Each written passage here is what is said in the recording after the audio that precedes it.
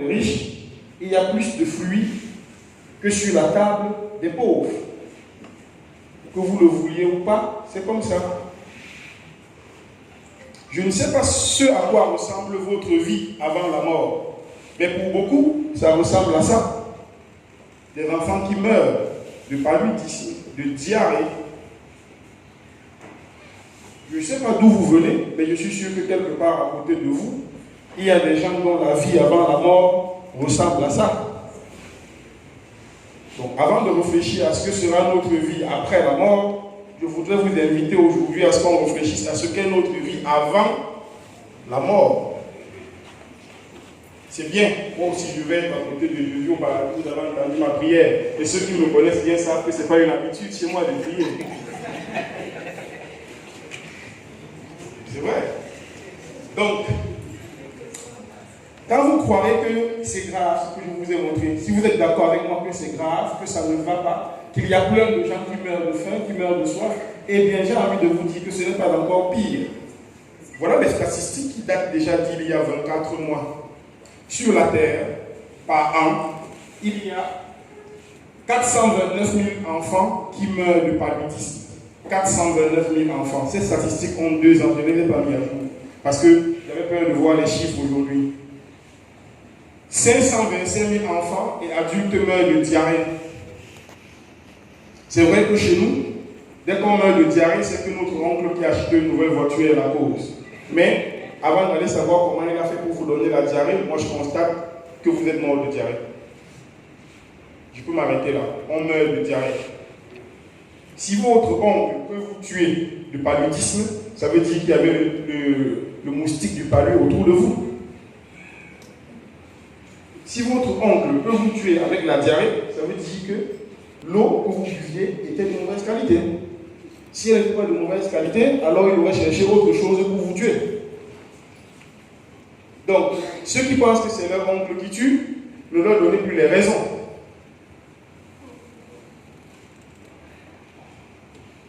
Pour ne pas céder à la tentation, il faut éviter d'être tenté. Maintenant, mesdames et messieurs, d'habitude, je suis plutôt véhément quand je présente des séminaires. Je suis plutôt dynamique. Mais aujourd'hui, j'ai envie d'être plutôt calme. Je suis zen, je suis cool. Je voudrais qu'on se parle. Je vous ai fait un petit état des lieux. Je vous ai expliqué que notre monde ne va pas bien. Que si vous n'entendez pas les cris de votre voisin, ça veut dire que vous dormez sur vos 2 oreilles. Parce qu'à la vérité, il y a des cris un peu partout. Ça gémit, ça pleure. Il y a des soucis un peu partout. Si on est tout à fait d'accord là-dessus, il est responsable de se poser la question, qui est responsable de ça? À qui les faut? Qui fait que 525 000 personnes meurent de diarrhée? C'est violent quand même de mourir en se vidant. C'est violent. Ça a l'air banal. Ça a l'air banal comme ça. C'est moins grave qu'un coup de canon, de fusil. Mais vous voyez, vous imaginez quelqu'un qui va au petit point 18 fois dans une journée, qui finalement se déshydrate et meurt. C'est violent, ça concerne. Qui est responsable de tout ça? Depuis que nous parlons, Madame B est passée avant moi, et ça fait une demi-dizaine de minutes que je suis là. Toutes les 30 secondes, un enfant entre 0 et 5 ans meurt de palu. Toutes les 30 secondes. Donc pendant que nous sommes ici, à bavarder élégamment, on vient de perdre environ 12 enfants. Que vous le vouliez ou pas, c'est des faits. Un enfant meurt toutes les 30 secondes de palu, un enfant entre 0 et 5 ans. Donc, dans nos beaux costumes, dans nos belles robes, comme Fatima, on vient de perdre, et pendant que je dis ça, on est encore en train de perdre un autre enfant. C'est un fait. Refuser de l'admettre, c'est dormir sur ses 2 oreilles. Maman Fatima. C'est compliqué de dormir sur ses 2 oreilles, mais on réussit puisqu'on n'entend pas les bruits du voisinage. C'est qui les responsables? Eh bien, les responsables, on les connaît. C'est les pauvres. Par paresse, par ignorance, par honte, par démission, par fuite ou par peur, les pauvres ne font rien. Ceux qu'on mate ne bougent pas. Ils vont remplacer la paresse par la prière. Ils vont prier Dieu le dimanche en laissant nos salles devant leur maison comme si Dieu était un insecticide. Dieu ne tue pas les moustiques.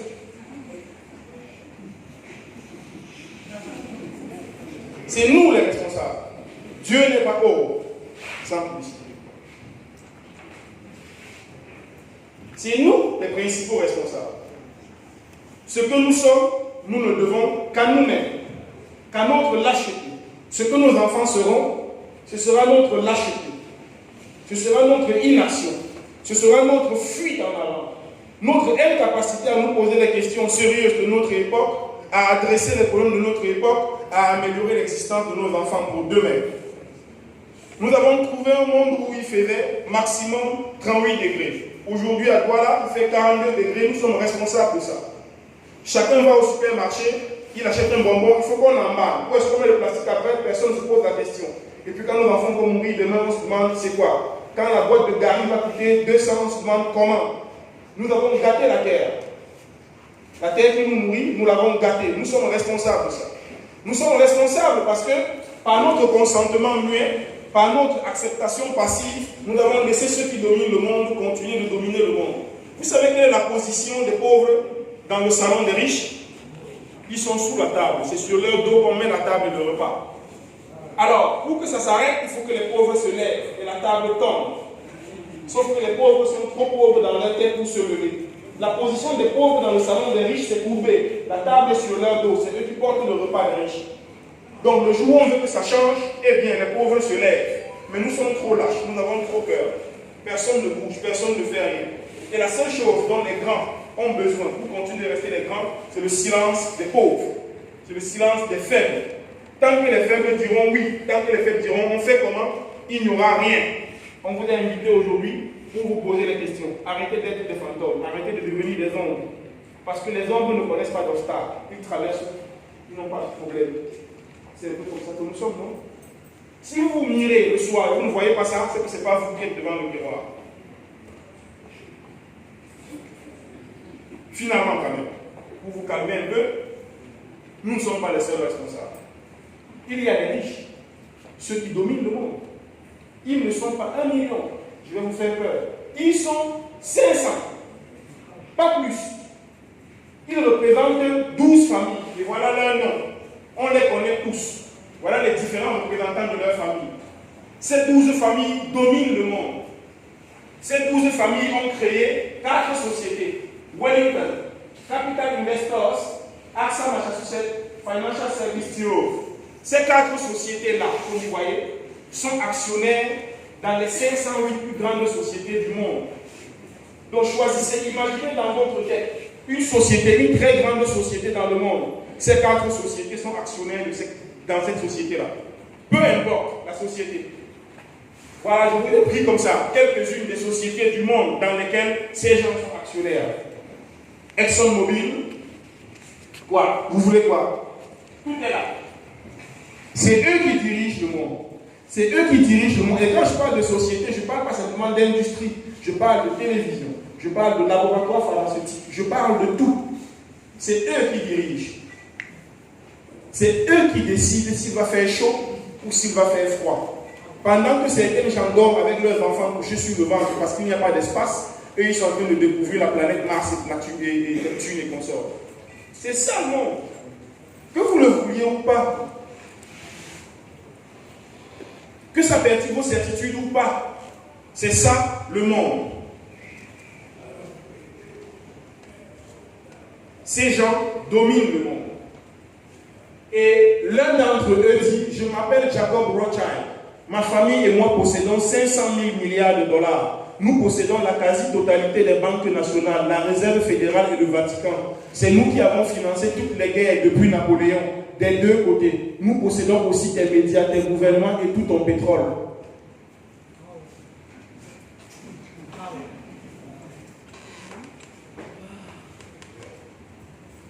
Moi, la phrase qui m'intéresse là, c'est nous avons financé toutes les guerres depuis Napoléon, des deux côtés. Donc il vient chez Papa Kamel, il lui dit, Papa Kamel, est-ce que tu sais que Nyendi est en train de préparer une guerre contre toi? Pour bien te prémunir, achète tel arme. Papa Kamel achète, il fait des photos et il vient me montrer. Nyendi, est-ce que tu sais que Papa Kamel est déjà prêt à t'exterminer? Si tu veux réussir, achète telle arme, j'achète et je fais la guerre à Papa Kamel, tous les deux on meurt. ils viennent voir nos enfants, ils disent je refinance tout et puis vous me remboursez sur 400 ans. Ils allument le feu, ils l'attisent et après ils viennent jouer au pompier. On a tout compris.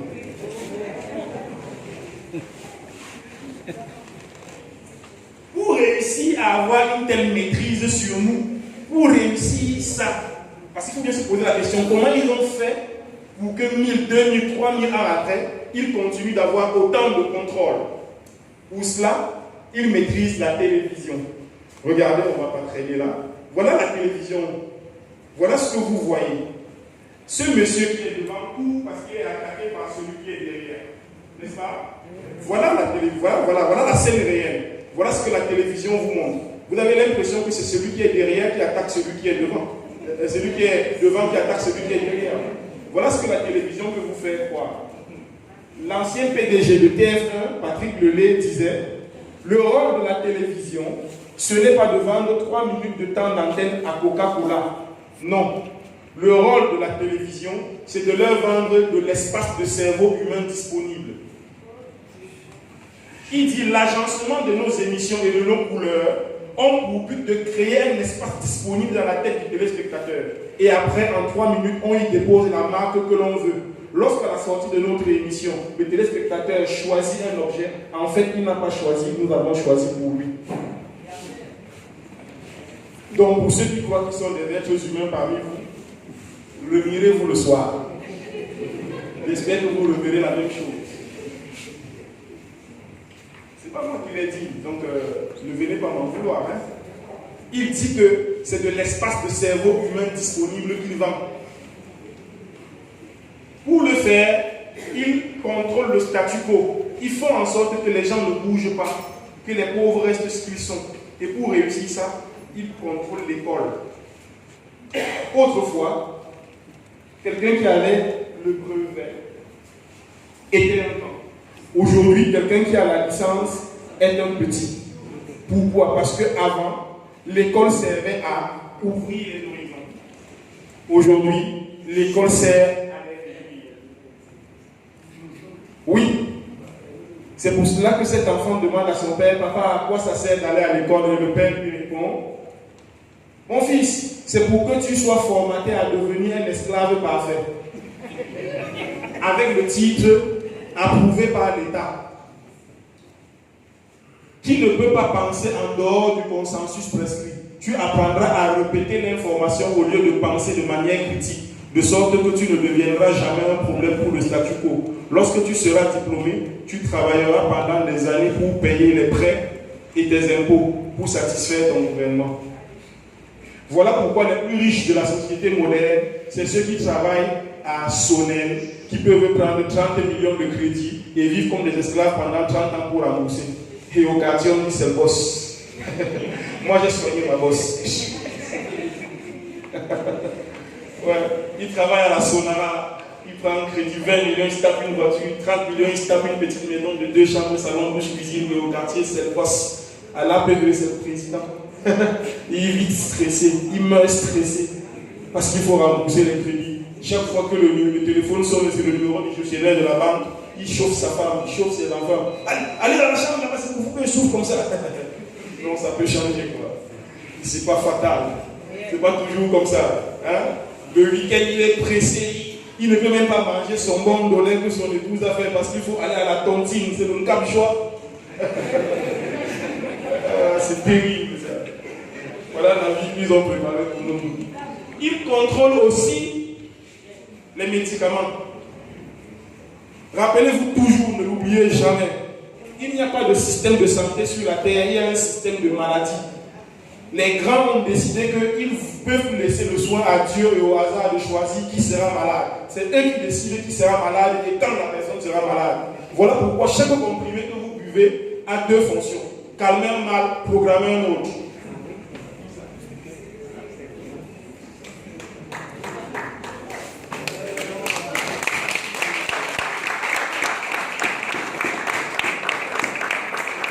C'est l'une des rares fois que des gens applaudissent quand je leur dis qu'on est en train de les avoir. Non, c'est positif, c'est bien.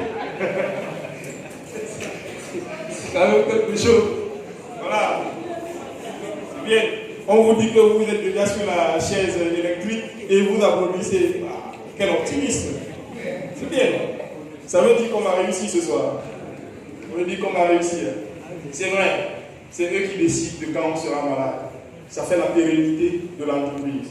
S'ils ne programmaient pas, s'ils ne savaient pas qui sera malade dans 5 ans, les industries, les laboratoires pharmaceutiques, les industries de la pharmacie ne fonctionneraient pas. Ils ne peuvent pas laisser le soin à Dieu de dire que tel endroit sera malade. Au moment où on se parle, dans les laboratoires d'Europe de l'Ouest, on sait déjà qu'en Afrique centrale, il y aura telle maladie dans telle année. Et donc, on va fabriquer la molécule qui va calmer cette maladie. Et à côté, on va mettre celle qui va programmer le mal Dieu. Parce que c'est avec cette technique de manipulation qu'on a réussi à faire que les gens coupent leurs cheveux et mettent les cheveux de mort à nous.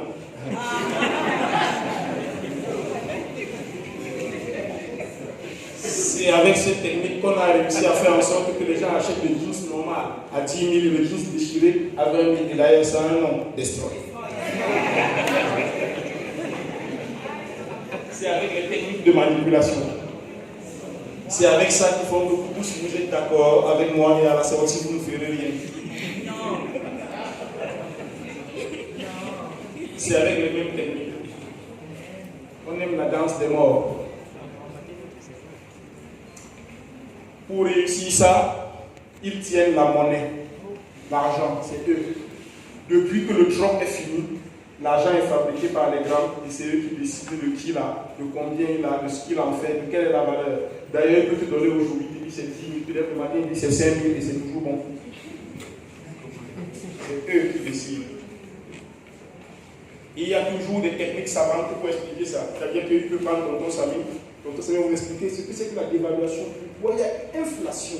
Le taux de ceci ne marche pas. Tonton Samy va vous expliquer ça. Il y a des termes savants pour vous expliquer qu'on a besoin de vous braquer.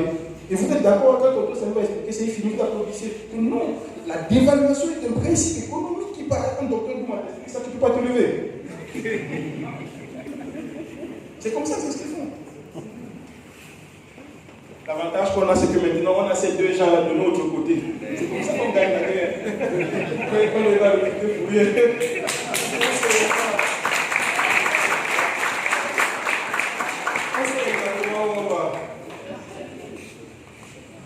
Est-ce que c'est possible de changer tout ça? Est-ce que c'est possible de changer tout ça?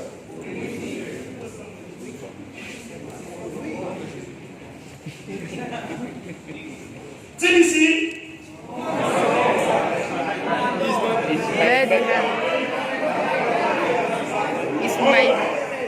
On va dire ça 2 fois en anglais. Je peux faire la formule en anglais, je vous l'expliquerai en 30 secondes une fois. Quand je dis TBC, vous dites Is my birthright. On va dire ça 2 fois en anglais. TBC is my birthright. TBC is my birthright. Écoutez, ils vous ont dit que TBC est venu faire. Dieu a fait l'humanité immensément riche. Notre terre est riche. Il y a tout sur la terre. Des hommes avares, avides de pouvoir et d'autorité, font en sorte que une masse importante des richesses du monde appartiennent à une minorité. Et la majorité pourrit dans une pauvreté abjecte. C'est humain, ce n'est pas divin.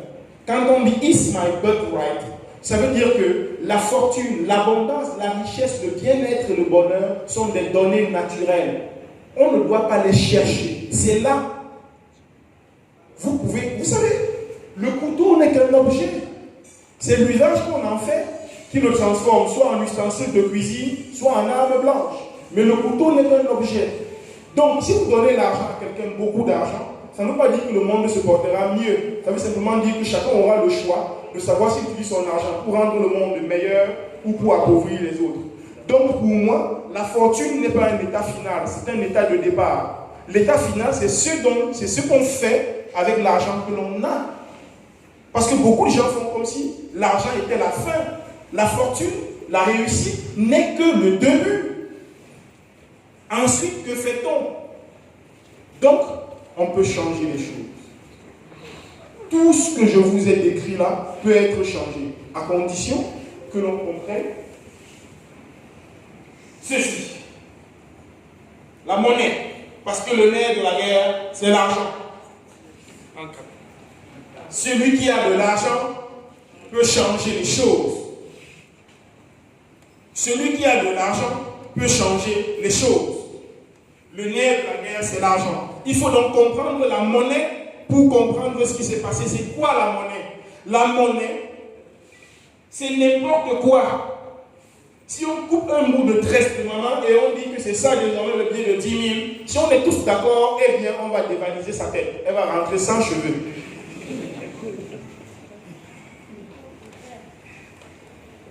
La monnaie, c'est n'importe quoi, à condition que nous soyons d'accord. La preuve, notre humanité, les gens avant nous ont utilisé les coris. On a doté ma grand-mère avec 22 coris. Quand les billets de banque sont arrivés, on a transformé tous les coris en billets de 10 000. On a dit maintenant c'est 220 000. Le sel a été la monnaie. Le nacre a été la monnaie. Les coquillages ont été la monnaie. Alors, si l'humanité a pu utiliser le sel, Maman Fatima, le sel comme monnaie, comment les gens peuvent douter que la crypto-monnaie sera une monnaie? Que la crypto-monnaie est une monnaie? Si l'humanité a pu utiliser le sel, comment les gens peuvent douter de ce que une prouesse technologique comme la crypto-monnaie sera une monnaie? Comment on peut douter? D'ailleurs, si quelqu'un à côté de vous doute de cela, amenez-le plutôt au centre Jamon. C'est son cerveau qui lui joue des tours. Nous, on peut changer cela. Et on peut changer cela avec la crypto-monnaie. Mais pour comprendre la crypto-monnaie, je vais vous faire en 30 secondes un bref descriptif de l'évolution de la monnaie. La monnaie, les échanges humains ont commencé avec le drop. Le drop a posé un problème, plusieurs problèmes, mais essentiellement celui de l'opportunité de l'échange.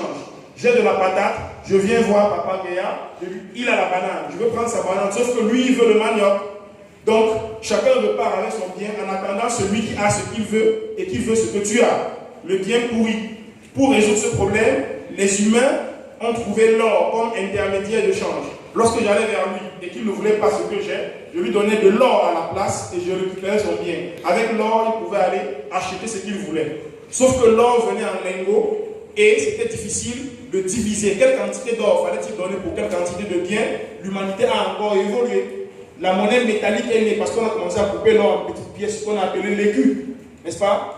Alors les gens donnaient les pièces, 3 pièces d'or pour 10 kilos, 2 pièces d'or pour 20 kilos, ainsi de suite. Mais l'or a aussi, les pièces ont aussi présenté leur limite, c'était plutôt des problèmes de transport et de sécurité. Sur les grandes distances, c'était compliqué. Alors on a créé ce qu'on appelle les garants d'or. C'était les personnes avec une certaine notoriété dans les sociétés anciennes, dont le rôle c'était quoi? Quand tu avais de l'or, tu allais le déposer chez lui et il te donnait un bout de papier assermenté qui attestait de la quantité d'or qui a été déposée. Et avec ce bout de papier, tu pouvais aller donc transiger, faire des affaires à l'extérieur. Sauf que quand l'État a vu ça, il dit, mais comment je peux garantir la cité et quelques individus garantissent la monnaie? Alors l'État a nationalisé tout l'or, a récupéré tout l'or et a fabriqué la banque avec le pied de banque. C'est la naissance de la monnaie fiduciaire. La monnaie fiduciaire est née, sauf que la banque, elle aussi, a montré ses limites. La limite de la banque, c'est que vous avez besoin de votre banque à 19h, elle est fermée. La monnaie structurale, avec la carte magnétique, elle est, vous pouvez choquer à n'importe quelle heure et retirer. Limite aussi, disponibilité des sous. Vous voulez 2 millions, votre carte vous autorise 500 000. Vous ne pouvez plus faire les affaires. L'argent électronique est arrivé. Vous pouvez mettre 5 millions dans votre Orange Money et faire des affaires un peu partout, à n'importe quelle heure. Sauf que si vous sortez du Cameroun avec votre compte Orange Money, vous allez en Côte d'Ivoire, vous êtes abonné Orange, vous ne pouvez plus vous en servir. Problème de réseau, la crypto-monnaie est née. La crypto-monnaie corrige l'ensemble des faiblesses du système financier classique. Toutes les faiblesses présentées dans l'évolution de la monnaie sont corrigées par la crypto-monnaie. Sécurité, diligence, disponibilité, fiabilité.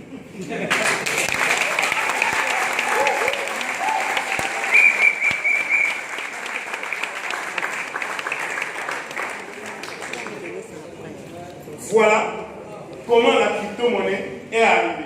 Elle répond aux problèmes de notre humanité. Si vous observez très bien, la monnaie évolue en se dématérialisant. On sait qu'on a de l'argent, mais on ne le voit plus. Les gens qui ont l'habitude de garder l'argent à vue, c'est fini. On garde l'argent à vue. Il n'y a plus de dépannage. Donne-moi, oh, c'est là mon portefeuille digital. Quand vraiment il y a quelque chose pour moi, là, petit frère, tu as la crypto-monnaie, tu as un compte digital, il te vit directement un petit. Non, pas un petit. Quel commune, c'est le président qui donne du beurre ici. Chacun à sa place.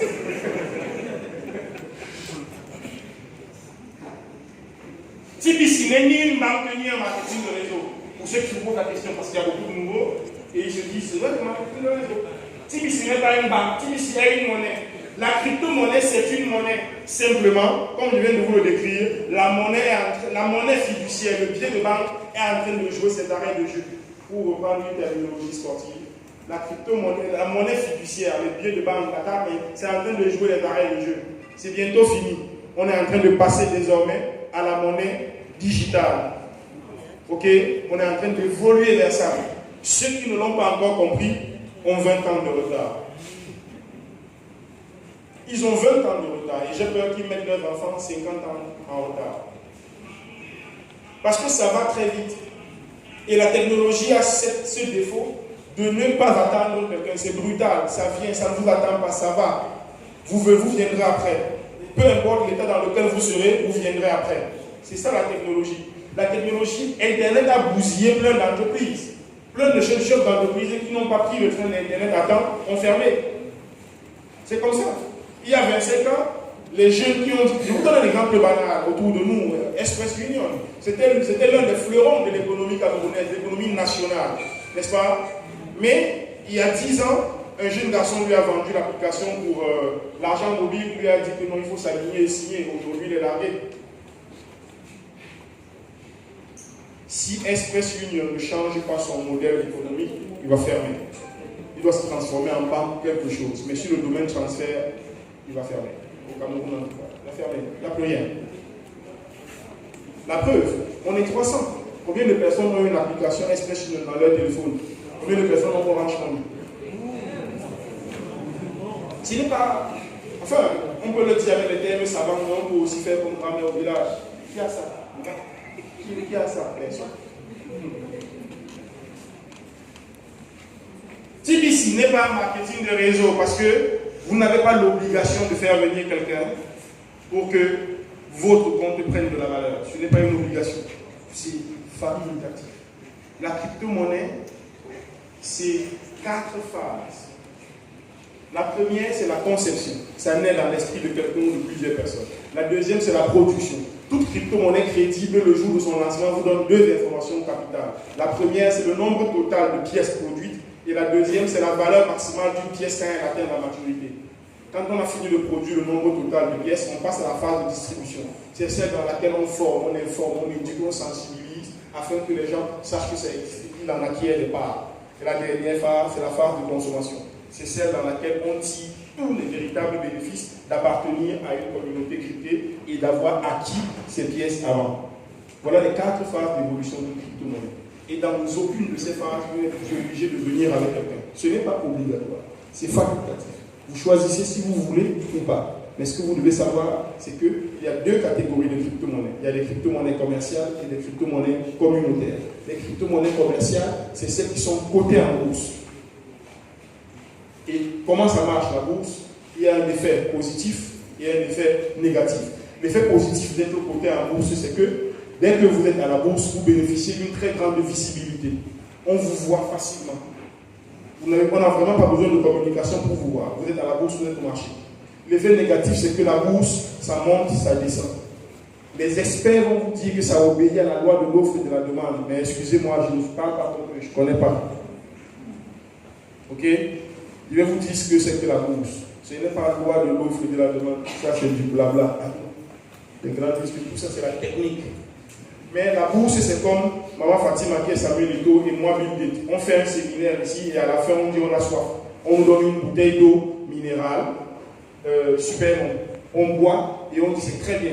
Dès le lendemain, les demandes de super bon vont augmenter parce que Samuel Eto'o et Bill Gates ont dit que c'est une bonne eau. On est d'accord? Samuel Eto'o et Bill Gates vont le soir voir maman qui produisait la mère. On fait 50. La mère dit non, les gars, c'est la même chose. On fait 70-30. Samuel Eto'o et Bill Gates sont gourmands, ils disent non. Le lendemain, deuxième jour de séminaire, ils présentent et ils demandent encore de l'eau. On leur donne super bon, ils disent non, pas cette affaire-là, on n'a pas dormi la nuit à cause de cette eau. Conséquence,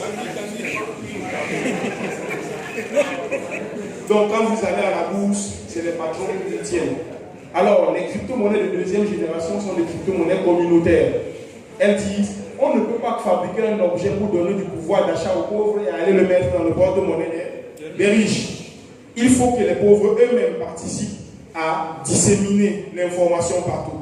Voilà pourquoi quand on a une crypto-monnaie communautaire, on a une contrainte, c'est qu'il faut communiquer, il faut faire ce que nous faisons là. C'est sacerdotal, maman. Si quelqu'un croit qu'il m'a payé, qu'il se trompe. Vraiment, je le dis en toute humilité. Ce qu'on a payé, c'était pour la salle. On ne nous a pas payé. Même le prêtre nous dépasse. Parce que lui, il a quelque chose. On fait comment, maman? On vit comment? Non, non, non, t'inquiète pas pour ça, maman. On vit bien. Ouais. On vit bien, on vit bien. On vit bien. Ça, sans prétention. Tu comprends, maman? T'inquiète pas pour ça. Je ne dis pas ça pour me plaindre. Je dis juste pour dire que il y a un moment où, en tant que pauvre, il faut se lever de la table. Et les pauvres, ils doivent être nombreux. Voilà pourquoi nous, on a compris et on s'est dit, il faut faire comprendre aux autres. Ce que nous faisons là, c'est une mission de service public.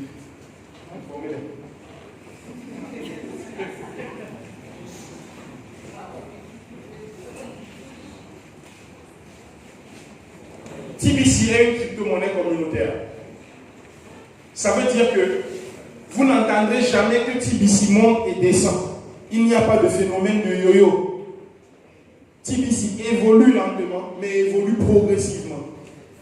Quel est le critère d'évolution de TBC ou la condition d'évolution? C'est la croissance de la communauté. Puisque nous ne sommes pas au marché, nous n'obéissons pas à la loi de l'offre et de la demande, alors c'est l'accroissement des utilisateurs. Plus il y a des utilisateurs, plus la communauté est grande, plus la monnaie croît. Chaque individu apporte une valeur ajoutée à TBC. Donc chaque fois qu'une nouvelle personne acquiert un compte TBC, eh bien la valeur globale de TBC augmente pour tous les TBCiens du monde. Quel que soit l'endroit du monde où quelqu'un est, dès qu'il acquiert un compte TBC, la valeur de votre TBC au Cameroun croît et inversement. C'est cela la force d'une crypto-monnaie communautaire. À la différence des crypto-monnaies commerciales, dont les critères d'évolution nous semblent être un peu opaques. C'est transparent de savoir qu'aujourd'hui on était 3 millions, demain on est 3 millions 1, la crypto-monnaie est passée de temps à temps parce que la valeur de chaque individu est identique. Il n'y a pas quelqu'un qui vaut plus cher qu'une autre personne. Voilà ce que c'est que la crypto-monnaie TBC. Ce n'est pas une banque. Donc demain, ne dites pas à quelqu'un, je cherche TBC. Vous ne verrez pas. Ne demandez pas à quelqu'un de venir, sinon harceler personne.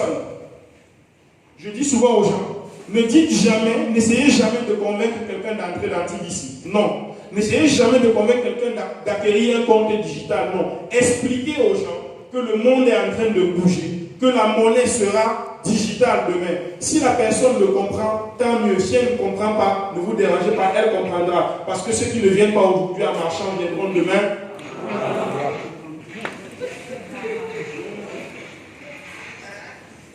C'est peut-être difficile, mais la monnaie, c'est la confiance.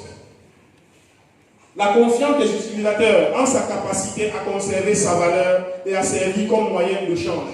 C'est ça la monnaie. Si quelqu'un vous dit autre chose, ça ne sert à rien. Si je jette mon porte-monnaie Louis Vuitton là au sol avec les billets de Kwacha, le Kwacha c'est la monnaie de la Zambie à l'intérieur. Celui qui va ramasser mon porte-monnaie va jeter les billets et garder le porte-monnaie parce qu'il connaît la valeur. Le Kwacha ne sert à rien chez nous parce que précisément on n'est pas d'accord qu'on utilise ça comme monnaie. C'est la même chose que si vous mettez 1 milliard en billet de 10 000 dans une rue de Shenzhen en Chine, le premier Chinois qui ramasse ça, il jette parce que ça ne veut rien dire chez lui. Donc la monnaie ce n'est pas un billet, non, la monnaie c'est n'importe quel objet qu'on a accepté d'utiliser comme moyen de change.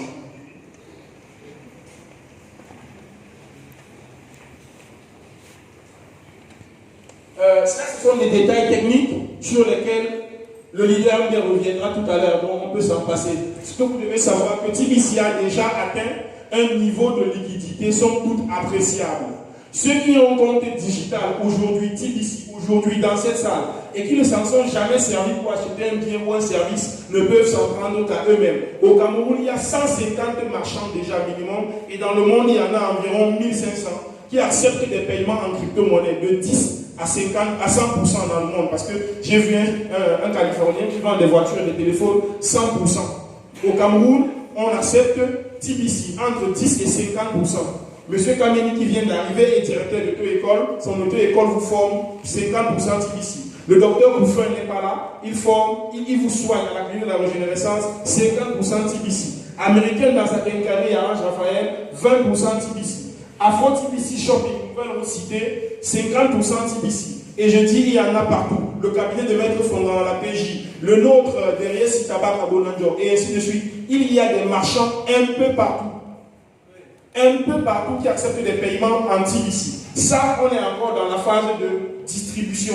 Parce que lorsqu'on arrivera dans la phase de consommation, ce sera 100%, et il y aura des marchands un peu partout, et puis il y aura le change bancaire que beaucoup de gens attendent. Mais j'ai envie de vous dire, pour la question du change bancaire, beaucoup de gens attendent ça, la carte. C'est bien, mais croyez-moi, quand la carte viendra, ce sera un usage résiduel qu'on en fera. Pourquoi irez-vous retirer de l'argent dans votre compte TBC pour mettre dans une carte magnétique alors que vous pouvez inscrire directement votre enfant en Allemagne avec TBC? Pourquoi retirez-vous cet argent pour se transformer en dollars alors que vous pouvez acheter des produits en Turquie avec TBC directement? Dites-moi. Pourquoi transformerez-vous un argent qui croît dans votre compte chaque jour pour mettre dans une monnaie qui, elle, peut décroître à n'importe quel moment? Quel sera l'enjeu?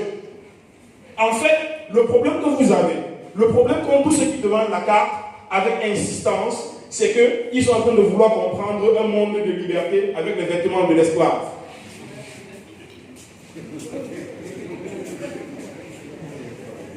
S'il vous plaît, n'ayez pas peur. On est nés nus. Alors, déshabillons-nous, retirons notre vêtement d'esclave. Même si on n'a pas encore trouvé le vêtement du maître, marchons nus. Quand on trouvera le vêtement du maître, on le porte. Il vaut mieux marcher nu que de marcher avec le vêtement d'un homme qui n'a pas de liberté, qui n'a pas de parole, qui n'a pas de pensée autonome. Donc, les amis, n'ayez pas peur d'être nus si c'est le chemin de la liberté. Comment on devient tibicien? On devient tibicien si on a Internet. Dès que vous avez Internet, vous pouvez être tibicien. Avec une adresse email, vous créez votre compte et puis vous l'activez. L'activation, c'est $22 ou un peu plus. Ça fluctue en fonction du prix de l'or. Parce que c'est 8 grains d'or à la vérité. Maintenant, le prix de l'or peut aller entre 20 et $25. Donc, on active son compte de cette façon-là et on est tibicien. Dès qu'on a activé son compte, on obtient environ $2000 de prime à l'ouverture. Et souvent, les gens demandent aide. Comment celui qui partage l'argent, il a pris ça? Mais ce n'est pas l'argent de la sorcellerie que quelqu'un partage comme ça et je lui dis, je te comprends. Quand on donne la valeur de TBC, ça dérange tout le monde. C'est simplement parce que c'est trop loin des chiffres de notre pauvreté. Quand vous mettez 1000 francs dans votre téléphone, vous tapez dièse, étoile, c'est quelque chose, dièse, ça donne 50 000. Personne ne se fâche parce que 50 000, c'est le montant de notre pauvreté. Vous savez qu'on va vous vendre quand même pour ça. Et quand on dit déjà $2000, il y a dit, hey,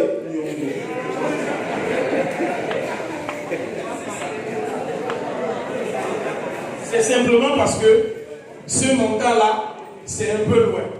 À la vérité, il faut le comprendre. C'est un processus technologique et technique simple. Lorsque Orange vous donne ça, voici ce qui se passe. Ils font, je parle là sous le contrôle des experts en algorithme, mais de façon vulgaire, voilà comment ça se passe. On dit, si une personne met 1000 francs dans son téléphone, si la première condition, mettre 1000 francs, si la personne appartient à la catégorie de ceux qui ne dépensent pas plus de 10 000 par mois, condition 2. Si cette personne tape le code tant, condition 3, alors cette personne reçoit tel montant. 4. Mais ce montant-là ne peut pas être transféré d'un téléphone à un autre. 5. C'est un algorithme. Il n'y a pas quelqu'un qui contrôle. Dès que vous mettez le crédit, si vous respectez les conditions, 50 000 apparaissent dans votre téléphone. C'est aussi simple. La crypto-monnaie, c'est un algorithme. Si une personne a une adresse email sur Internet, si cette personne a rempli notre fiche d'enregistrement, si cette personne paye ses 22 dollars, alors cette personne reçoit 2000 dollars de prime à l'ouverture. C'est un algorithme. Il n'y a pas la sorcellerie.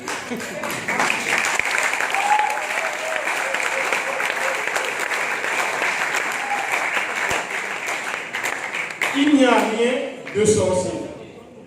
En fait, ce ne sont pas les idées nouvelles qui nous font peur. C'est surtout la peur de quitter les anciennes idées. Les nouvelles idées ne nous posent aucun problème. C'est la peur de quitter les anciennes idées qui gêne tout ce que nous faisons. Donc c'est comme ça que ça marche. Maintenant, lorsque cet argent est dans votre compte, il faut transformer ça en monnaie. La monnaie, comme on l'a dit, c'est ce que les gens acceptent d'utiliser. Voilà pourquoi nous devons être une communauté. TBC a 3,5 millions d'utilisateurs, de personnes qui acceptent d'utiliser ça. Croyez-moi, pour le moment, on peut encore se regarder et avoir des questions, mais quand on sera 50 millions, quelle banque peut nous résister, ma petite chérie? Quelle banque? Ah, on est fort. On a tout compris.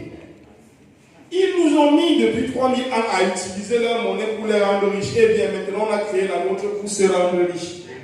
On a juste changé les pronoms pour les rendre, nous rendre. C'est toujours rendre, mais ce n'est plus la même personne. Avant, c'était eux qu'on rendait. Maintenant, c'est...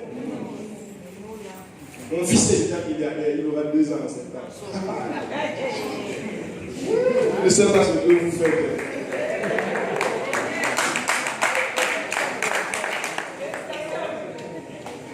Oui, ouais, j'ai appelé mes camarades de classe et discuté la première classe avec moi. Donc, maintenant, tu vois, moi je porte la robe. J'ai laissé les cheveux plus zen, plus tranquilles. Quoi. Oui, c'est vrai. Qu'est-ce que vous-même vous voyez un homme, tes parents t'élèvent bien, ils disent que tu es un homme, regardez, constitué comme ça, tu marches avec la robe pour chercher l'argent. C'est normal?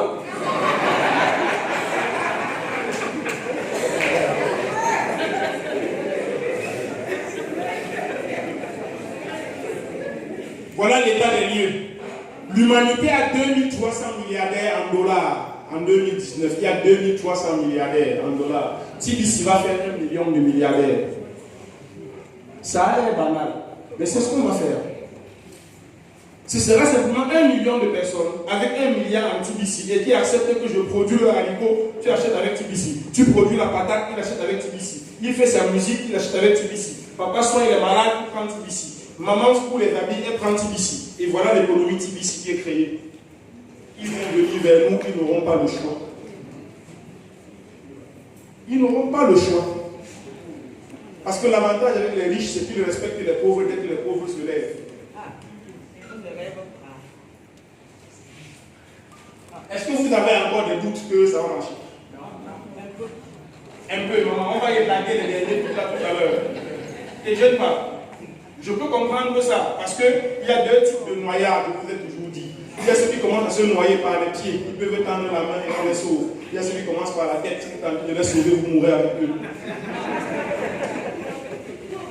Maman, je sais que toi c'est avec les pieds, donc tu vas tendre la main tout à l'heure et je vais te sauver. S'il vous plaît, c'est mon maître qui m'a appris cette citation. Et je ne l'ai jamais laissé depuis le jour où il me l'a appris. Mon maître est dans la salle. Il se connaît. D'ailleurs, si vous regardez le jour où je suis sur lui. Alors, ce monsieur est en train de marcher sur le bord d'un panier vide. Et dans l'esprit de plein d'humains, c'est impossible. Si vous croyez que TBC ne va pas marcher, vous avez raison, mais laissez-nous. Nous, on va réussir. Ne nous arrêtez pas parce que vous avez des doutes. Ne nous arrêtez pas parce que vous ne croyez pas. Ne nous arrêtez pas parce que vous ne comprenez pas.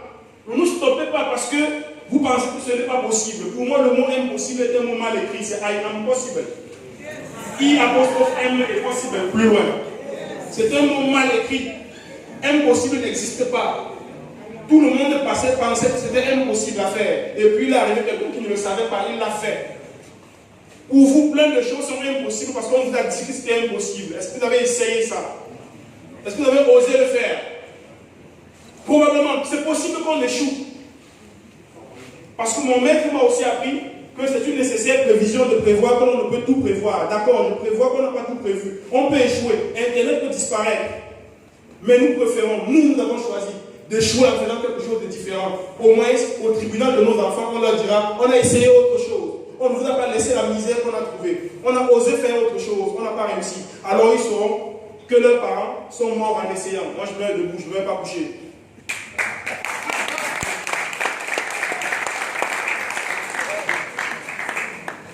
Oui, nous, on va mourir en essayant autre chose. Le billet de banque a montré ses limites. La banque, c'est une institution qui vous donne le parapluie quand il fait beau temps et vous le retirez quand il pleut. On va essayer autre chose. Quitte à échouer, on échouera en essayant autre chose. Alors, mesdames, mesdemoiselles et messieurs, je ne vous présente pas d'excuses pour tout ce que je vous ai dit. Parce que tout ce que j'ai dit existe. Je n'ai rien inventé. Les photos des enfants qui meurent de faim, les gens qui vivent les pieds dans l'eau, ceux qui dorment avec leurs enfants sur le ventre parce qu'il n'y a pas d'espace, les gens qui meurent parce qu'il y a des guerres, ceux qui meurent parce qu'ils ont le palu, la diarrhée, la typhoïde et tout ça, je n'ai rien inventé. Donc je ne m'excuse pas si vous avez vu ces images. Ça existe à côté de vous. Je ne m'excuserai pas.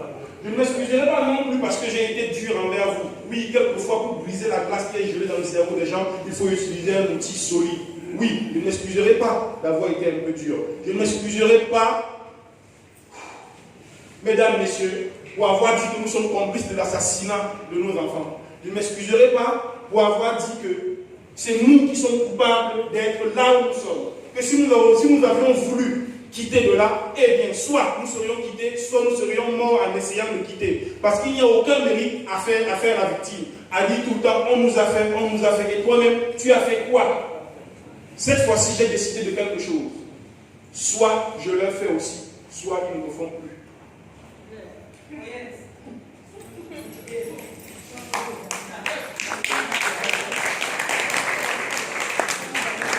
Je ne sais pas pour vous, mais il est temps d'arrêter. C'est pour cela que je ne m'excuserai pas pour tout ça. Nous sommes lâches, on nous fait ça. Nous avons peur, on nous fait ça. On se tait, on nous fait ça. On fuit, on nous fait encore ça. Alors je ne m'excuserai pas. Je ne m'excuserai pas pour tout ça, pour toutes ces raisons. Je ne m'excuserai pas. Parce que quand il deviendra plus difficile de souffrir que de changer, vous allez changer. Pour le moment, vous préférez peut-être le statu quo. Mais quand il sera plus difficile de supporter ce que vous supportez, eh bien, vous allez changer. Vous allez changer par force. Mesdames et messieurs, merci.